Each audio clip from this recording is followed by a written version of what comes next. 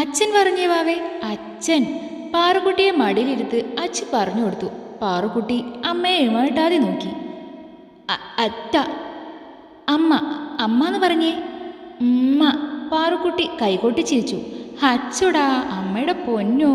അവൾ കുഞ്ഞിൻ്റെ താടിയിൽ ചുണ്ടുകൊണ്ട് കടിച്ചു. കേട്ടോ അപ്പൂട്ട അവൾ പറഞ്ഞത്? അച്ചു തിണ്ണയിലിരിക്കുന്ന അപ്പുവിനോട് ചോദിച്ചു. കേട്ട്. അച്ചുമ്മ റെഫ്രിജറേറ്റർ എന്ന് പറയാൻ പറഞ്ഞേ. അപ്പു പറഞ്ഞതും അച്ചു അവനെ കൂർപ്പിച്ചു നോക്കി. അവനെ കയ്യിൽ ഒരു നുള്ളു കൊടുത്തു. പോടാ. അപ്പു ചിരിച്ചു. അച്ചു പാറുക്കുട്ടിയെ മാറോട് ചേർത്തുകൊണ്ട് ബദ്രിയെയും കാത്തിരുന്നു. നേരത്തെ വരാമെന്ന് പറഞ്ഞ ആളാണ്, ഇപ്പോൾ കാണാനില്ല. വഴിക്കൊണ്ടുമായി അവളിരുന്നു. കുറച്ചകലിൽ നിന്ന് ജിപ്സിയുടെ ഹോണ് കേട്ടപ്പോഴേ പാറുക്കുട്ടി കുതറി താഴെ ഇറങ്ങാൻ നോക്കുന്നുണ്ട്. അച്ചു മോളെയും കൊണ്ട് എഴുന്നേറ്റു. ജിപ്സിയിൽ നിന്ന് ബദ്രിക്കൊപ്പം ഇറങ്ങിയ ആളെ കണ്ടതും അച്ചുവിൻ്റെ കണ്ണ് നിറഞ്ഞു. അവളൊന്ന് തേങ്ങി. അച്ഛേ. അച്ചു മോളെ. ആ വിളി കേൾക്കേണ്ട താമസം അച്ചു ഓടി അച്ഛൻ്റെ മാറിലേക്ക് അണഞ്ഞു. ശേഖരൻ അവളെ പൊതിഞ്ഞു പിടിച്ചു. നിറഞ്ഞ കണ്ണുകളോടെ അവളുടെ നെറ്റിയിൽ ഉമ്മ വെച്ചു. അച്ചു അദ്ദേഹത്തിൻ്റെ മുഖത്തും കയ്യിലൊക്കെ തൊട്ടു നോക്കി. അച്ഛേ. അവൾ വിതുമ്പി. എന്താ കണ്ണാ, അച്ഛൻ തന്നെയാ. അയാൾ വാത്സല്യത്തോടെ അവളുടെ മുഖം കയ്യിലെടുത്തു. മകളെ കണ്ണിറയെ കണ്ടു. അവളുടെ നിറഞ്ഞ കണ്ണുകൾ തുടച്ചു കൊടുത്തുകൊണ്ട് നെഞ്ചിലേക്ക് അടുപ്പിച്ചു. ബദ്രി ചെന്ന് ഉമ്മറത്തിരുന്ന പാറുക്കുട്ടിയെ എടുത്തു. അവളുടെ കവിളിൽ ഒരു ഉമ്മ കൊടുത്തുകൊണ്ട് അച്ചുവിനെയും അച്ഛനെയും നോക്കി. അച്ചു അച്ഛനെ വിടാതെ പിടിച്ചു വെച്ചിരിക്കുകയാണ്. ബദ്രി പുഞ്ചിരിയോടെ നിറഞ്ഞ മനസ്സോടെ ആ അച്ഛനെ നോക്കി. അച്ഛനും അച്ചുവിനെ കെട്ടിപ്പിടിച്ച് നിൽക്കുവാണ്. എത്ര നാളായി ചേർത്ത് പിടിച്ചിട്ട് തലോയിടിയിട്ട്. ആ കണ്ണുകൾ ഇടവിടാതെ നിറഞ്ഞൊഴുകുന്നത് ബദ്രി കാണുന്നുണ്ടായിരുന്നു. ഒരച്ഛൻ്റെ സ്നേഹം. അവൻ തൻ്റെ കയ്യിലിരുന്ന പാറൂട്ടിയെ നോക്കി. പാറൂട്ടി വായിൽ വിരൽ വെച്ച് നുണഞ്ഞുകൊണ്ട് ഉണ്ടക്കണ്ണുകൾ കൊണ്ട് അവനെ നോക്കുന്നുണ്ട്. ബദ്രി ആ ഉണ്ടക്കവളിൽ ഒരു ഉമ്മ കൊടുത്തു. എന്തടാ വാവേ, അവൻ ചിരിയോട് ചോദിച്ചു. അവൾ അവൻ്റെ തോളിലേക്ക് ചാഞ്ഞു കിടന്നു. അച്ചുമാൻ്റെ അച്ഛനാണോ കണ്ടേട്ടാ അത്? ബദ്രിയുടെ അടുത്തേക്ക് വന്ന് അപ്പു ചോദിച്ചു. ബദ്രി ഒന്ന് മൂളി. അച്ചു. അവിടെ തന്നെ നിർത്താതെ അച്ഛൻ അകത്തേക്ക് കൊണ്ടുപോവാ. ബദ്രിയുടെ ശബ്ദം കേട്ടാണ് അച്ചു അച്ഛൻ്റെ മാറിൽ നിന്ന് മുഖമുയർത്തിയത്. പാറൂരെയും എടുത്തു നിൽക്കുന്ന ബദ്രിയെ കണ്ടവൾ അച്ഛനടുത്ത് നിന്ന് അങ്ങോട്ടേക്ക് ഓടി. ഓടിച്ചെന്ന് അവനെയും കെട്ടിപ്പിടിച്ചു. കിണ്ണ, എൻ്റെ അച്ഛ വന്നു, അവൾ തേങ്ങിക്കൊണ്ട് പറഞ്ഞു. ബദ്രി ചെറുചിരിയോടെ ശേഖരനെ നോക്കി. പിന്നെ ഒരു കൈകൊണ്ട് അവളുടെ തലമുടിയിൽ തലോടി. അകത്തേക്ക് വാ. അപ്പുവായിരുന്നു അദ്ദേഹത്തെ വിളിച്ചത്. ശേഖരൻ സംശയത്തോടെ അവരെ നോക്കി. എൻ്റെ അനിയനാണ് അപ്പു. ബദ്രി ആ നോട്ടത്തിൻ്റെ അർത്ഥം മനസ്സിലായ പോലെ പറഞ്ഞു. അപ്പു ശേഖരനെ നോക്കി പുഞ്ചിരിച്ചു. വാ അച്ഛേ. അച്ചു അച്ഛൻ്റെ കയ്യിൽ പിടിച്ച് തൂങ്ങി. കാലനക്കാൻ പറ്റുന്നുണ്ടോ ഹരി? കാലിൽ മരുന്ന് പുരട്ടിക്കൊടുക്കെ നയന ചോദിച്ചു. ഹരി ഇല്ലെന്ന് തലയാട്ടി. ഇപ്പോൾ പഴയ പോലെ നിരാശയില്ല. പൊരുത്തപ്പെട്ടു തുടങ്ങിയിരിക്കുന്നു ഈ ഇരുത്തത്തിനോടും വീൽചെയറിനോടും. പുറത്തേക്കിരിക്കണോ ഹരി? ജനലിലൂടെ പുറത്തേക്ക് നോക്കിയിരിക്കുന്ന അവനെ കണ്ട് നയന ചോദിച്ചു. വേണ്ട. അവൻ നിഷേധത്തിൽ തലയാട്ടി. അച്ഛൻ എവിടെ? അവൻ ചോദിച്ചു. പുറത്ത് അങ്കിളിൻ്റെ വക്കീലും മറ്റും വന്നിട്ടുണ്ട്. അവരോട് സംസാരിക്കുവാണ്. നീ വല്ലതും കഴിച്ചോ? അവൻ്റെ ശബ്ദം നേർത്തു. ഓ ഗോഡ്, അതൊക്കെ ചോദിക്കാൻ അറിയാമോ? ഇപ്പോഴെങ്കിലും ചോദിച്ചല്ലോ.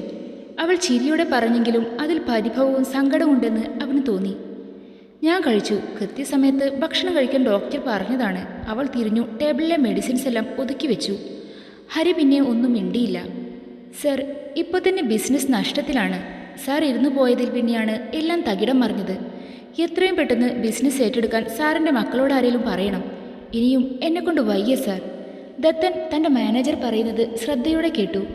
അതിപ്പോൾ ഹരിക്ക് വയ്യാലോ. പിന്നെ അയാൾ സംശയത്തോടെ അതിലുപരി ടെൻഷനോടെ പറഞ്ഞു നിർത്തി. സാറിന് മക്കൾ ഒന്നല്ലല്ലോ, 2 പേരില്ലേ? ഇളയ മകനോട് പറയൂ. അവന് കൂടി അവകാശപ്പെട്ടത് തന്നെയല്ലേ? അയാൾ പറയുന്നത് കേട്ട് ദത്തൻ തൊട്ടരികിലിരിക്കുന്ന വക്കീലിനെ നോക്കി. തൻ്റെ പേരുള്ള സ്വത്തുക്കളെല്ലാം ഹരിയുടെ പേരിലേക്ക് മാറ്റിയിരുന്നു. തൻ്റെ മരണശേഷം എല്ലാം ഹരിക്ക് മാത്രം അവകാശപ്പെട്ടതാണ്. ബദ്രിയെ ഓർത്തിട്ടേയില്ല. മനഃപൂർവ്വം ഓർക്കാതെ ഇരുന്നതാണ്. അയാൾ നെറ്റിയൊഴിഞ്ഞുകൊണ്ട് മുഖം കുനിച്ചു. ഞാൻ പറയാം. നിങ്ങളിപ്പോൾ ചെല്ല്. ഒഴിഞ്ഞു മാറാൻ വേണ്ടി മാത്രം വെറുതെ പറഞ്ഞു. മെല്ലെ എഴുന്നേറ്റ് ഹരിക്കടുത്തേക്ക് ചെന്നു. നിന്നോടുള്ള ആ മനുഷ്യൻ്റെ സ്നേഹം ഇല്ലാതെയാവണ്ട എന്ന് കരുതിയാണ് ഞാൻ ഇപ്പോഴും ഒന്നും പറയാത്തത്. റൂമിൽ നിന്ന് നയനയുടെ ശബ്ദം കേട്ടപ്പോൾ ദത്തൻ വാതിൽക്കൽ തന്നെ നിന്നു. ഞാൻ പറഞ്ഞല്ലോ നയന, തെറ്റ് പറ്റിപ്പോയി. ഹരിയുടെ ശബ്ദം താഴ്ന്നു. കാര്യങ്ങൾ ഓരോന്നും പറഞ്ഞ് സംസാരം അവിടെ എത്തിയതാണ്. പിന്നെ അച്ഛനെ കൊല്ലാൻ ഭക്ഷണത്തിൽ വിഷം ചേർക്കുന്നതല്ലേ തെറ്റ്? എങ്ങനെ പറയാൻ തോന്നുന്നു ഹരി? അത് കേട്ടതും ദത്തൻ ഒരു നിമിഷം തറഞ്ഞു നിന്നുപോയി. നെഞ്ചിനുള്ളിൽ ഒരു കരിങ്കൽ കയറ്റിവെച്ച പോലെ, ചങ്കു പൊട്ടിപ്പോകും പോലെ തോന്നി. അത് ഞാൻ ഭദ്രി. വേണ്ട ഹരി, ഭദ്രിയോട് എത്ര ദേഷ്യമുണ്ടെന്ന് വാദിച്ചാലും ഭദ്രിയെ പിടിച്ചു വെക്കാൻ സ്വന്തം അച്ഛൻ്റെ ജീവിതം അപകടപ്പെടുത്താൻ നോക്കിയത് ന്യായീകരിക്കാൻ പറ്റില്ല. ഞാനൊന്നും പറയുന്നില്ല. ഇക്കാര്യം ഇനിയും പറഞ്ഞാൽ നമ്മൾ തമ്മിൽ വഴക്കാവും. നയന അവനെ ഒന്ന് കൂർപ്പിച്ചു നോക്കിക്കൊണ്ട് റൂമിൽ നിന്നിറങ്ങി. ചെന്ന് നിന്നത് ദത്തൻ്റെ മുന്നിലും. അവളൊന്ന് ഞെട്ടി. അങ്കിൾ എപ്പോൾ വന്നു? ആ ചോദ്യം കേട്ടിട്ടും മറുപടി നൽകാതെ ദത്തൻ തിരിഞ്ഞു നടന്നു. നെഞ്ച് തകർന്നു പോയിരുന്നു. ഹൃദയത്തിൻ്റെ വേദന താങ്ങാൻ കഴിയുന്നില്ല. ഇത്രയേറെ വേദന നൽകിയ നിമിഷം ഇതുവരെ ഉണ്ടായിട്ടില്ലെന്ന് തോന്നി. ഹൃദയം പൊട്ടിപ്പോകും പോലെ തോന്നി. നെഞ്ചിനുള്ളിൽ ഭാരം കൂടിക്കൂടി വന്നു. അത് താങ്ങാനാവാതെ തളർന്നു പോയി. തോളിൽ കിടക്കുന്ന പാറൂട്ടിയെ മെല്ലെ തട്ടിയുറക്കിക്കൊണ്ട് ബദ്രി ഹാളിലെ പാതി ചാരിയിട്ട വാതിൽ തുറന്നു നോക്കി. അച്ഛൻ്റെ മടിയിൽ തലവെച്ച് കിടക്കുവാണ് അച്ചു. അയാൾ അവളെ തലോടി കൊടുക്കുന്നുണ്ട്. രണ്ടുപേരും എന്തോ സംസാരിക്കുന്നുണ്ട്, കരയുന്നുണ്ട്.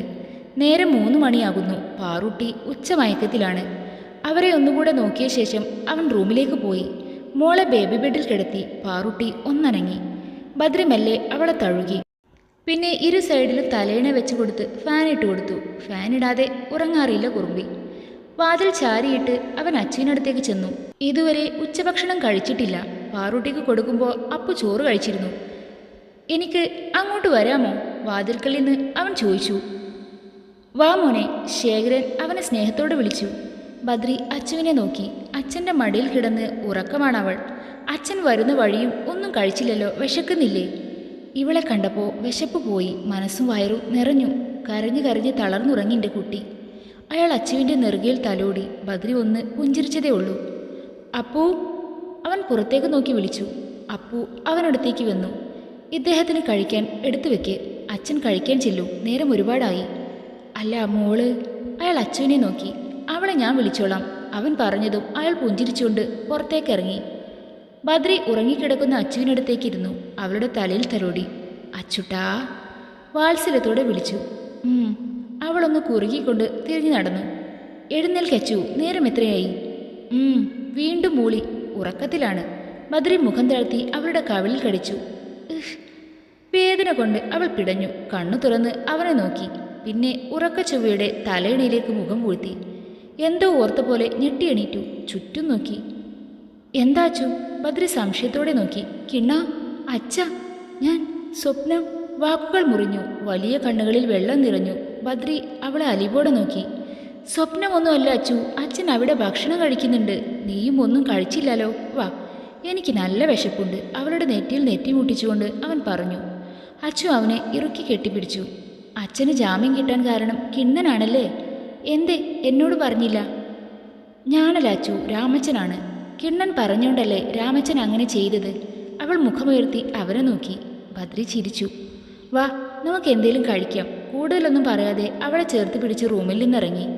അപ്പു ശേഖരന് ചോറ് വിളമ്പിക്കൊടുത്ത് അടുത്തിരിക്കുവാണ്. ബദ്രി വന്നപ്പോൾ അവൻ പോയി. അച്ചു ചെന്ന് അച്ഛനടുത്തിരുന്നു. അയാളുടെ തോളിലേക്ക് ചാരി. അച്ഛൻ കഴിച്ചോ? എനിക്ക് കിണ്ണം വാരിത്തരും. അവളെ നോക്കി കഴിക്കാതെ ഇരിക്കുന്ന അച്ഛനെ നോക്കി അവൾ പറഞ്ഞു. പിന്നെ ചിരിയോടെ ബദ്രിയെ നോക്കി. ബദ്രി ചോറെടുത്ത് അവൾക്കടുത്ത് വന്നിരുന്നു. ചോറ് വാരി അവൾക്ക് കൊടുത്തു. ശേഖരൻ നിറഞ്ഞ മനസ്സോടെ അവരെ നോക്കി. ഈ സന്തോഷം എന്നും ഉണ്ടാവണേ എന്ന് മനസ്സറിഞ്ഞ് പ്രാർത്ഥിച്ചു. ഇടയ്ക്ക് ഫോൺ റിങ് ചെയ്യുന്ന കേട്ടു. അപ്പോ എൻ്റെ ഫോണ് ഇങ്ങ് കൊണ്ടുവന്നേ, ബദ്രി വിളിച്ചു പറഞ്ഞു. ആരാടാ? ഫോണുമായി അടുത്തേക്ക് വന്ന അപ്പുവിനോട് ചോദിച്ചു. നായന ചേച്ചിയാ. ബദ്രി ഫോൺ വാങ്ങി അറ്റൻഡ് ചെയ്തു. മറുവശത്ത് നിന്ന് നായന പറയുന്നത് കേട്ടതും അവൻ്റെ മുഖം മാറി. എന്താ കിണ്ണ? അച്ചു അവൻ്റെ കയ്യിൽ പിടിച്ചോണ്ട് ചോദിച്ചു. ഞാൻ വരാം, അമ്മയോട് ടെൻഷനാകണ്ടെന്ന് പറ. ബദ്രി അതും പറഞ്ഞ് കോള് കട്ടാക്കി. ബദ്രി ഒന്ന് സംശയിച്ചു നിന്നു. അന്നും ഇതുപോലെ വിളിച്ചതാണ്. ഒരിക്കൽ ചൂടുവെള്ളത്തിൽ ചാടിയ പൂച്ച. പിന്നെ പച്ചവെള്ളം കണ്ടാലും ഭയക്കും. എന്ത് പറ്റിക്കിണ്ണ? അത് പിന്നെ ഹരിയുടെ അച്ഛൻ ഹോസ്പിറ്റലാണ് അച്ചു. ഞാനൊന്ന് പോയിട്ട് വരാം. അവൻ ധൃതിയിൽ എഴുന്നേറ്റു. കിണ്ണ ഒന്നും കഴിച്ചില്ലല്ലോ? അച്ചു അവൻ്റെ അടുത്തേക്ക് ചെന്നു. വേണ്ട അച്ചു, ഞാൻ പോയി നോക്കട്ടെ. ഇച്ചു വരും ഇങ്ങോട്ട്, ഞാൻ അവനെ വിളിച്ചു പറയാം കേട്ടോ. അവളൊന്ന് മൂളി. ബദ്രി അവളുടെ നെറുകയിൽ ഒന്ന് മുത്തി. അവിടെ നിന്ന് ഇറങ്ങി. അമ്മേ, അവളെന്തേ? ടി വി കണ്ടുകൊണ്ടിരിക്കുന്ന അമ്മക്കടുത്തേക്ക് ചെന്ന് ശങ്കർ ചോദിച്ചു. അവിടെ എങ്ങാനും കാണും. ടി വിയിലേക്ക് നോക്കിക്കൊണ്ട് അവർ മറുപടി കൊടുത്തു. ശങ്കർ കയ്യിലുള്ള ബാഗ് താഴെയിട്ട് അകത്തേക്ക് നടന്നു. മാളൂ! അടുക്കളയിലേക്ക് എത്തി നോക്കി അവൻ വിളിച്ചു. അവിടെ കണ്ടില്ല. അടുക്കളപ്പുറത്ത് ചെന്ന് നോക്കി, അവിടെയുമില്ല. റൂമിൽ കാണും. അവൻ വേഗത്തിൽ അങ്ങോട്ട് ചെന്നു. മാളു ഉറക്കെ വിളിച്ചുകൊണ്ട് വാതിൽ തുറന്ന് അകത്ത് കയറിയതും കാറ്റുപോലെ എന്തോ വന്ന് നെഞ്ചിലേക്ക് ചാഞ്ഞു. മാളു, അവൻ അമ്പരപ്പോടെ വിളിച്ചു. ഇതൊന്നും പതിവില്ലാത്തതാണ്. ശങ്കർ അവളെ അടർത്തി മാറ്റി. അവളുടെ മുഖം ചുവന്നിരുന്നു. എന്തു പറ്റി? എൻ്റെ ഭാര്യ റൊമാൻറ്റിക് മൂഡിലാണല്ലോ. കുസൃതിയോടെ അവൻ ചോദിച്ചതും അവൾ ചെറുചിരിയോടെ അവൻ്റെ നെഞ്ചിലേക്ക് ചാഞ്ഞു. ഇന്ന് എന്തു പറ്റി? ഉമ്മറത്ത് കണ്ടില്ല. സാധാരണ എന്നെയും കാത്ത് അവിടെ ഉണ്ടാവാറുള്ളതല്ലേ? അവളെ അടക്കി പിടിച്ചുകൊണ്ട് അവൻ ചോദിച്ചു. അവളൊന്നും മിണ്ടാതെ അവനോട് ചേർന്ന് നിന്നു. എന്താടി ഒന്നും മിണ്ടാത്തത്? നിന്റെ വായിലെന്തേലും ഉണ്ടോ? അവൻ കുറച്ച് ദേഷ്യത്തിൽ ചോദിച്ചു. വായിലല്ല, വയറ്റിലാണുള്ളത്. നിങ്ങളുടെ കൊച്ച്. അവൻ്റെ നെഞ്ചിൽ ഇടിച്ചുകൊണ്ട് അവൾ പറഞ്ഞു. അവൻ അവളെ അടർത്തി മാറ്റി കണ്ണു മിഴിച്ചവളെ നോക്കി. എന്താ പറഞ്ഞേടി? അവൻ ചിരിക്കണോ കരയണോ എന്നറിയാതെ അവസ്ഥയായി. മാളു ചിരിച്ചുകൊണ്ട് തലയാട്ടി.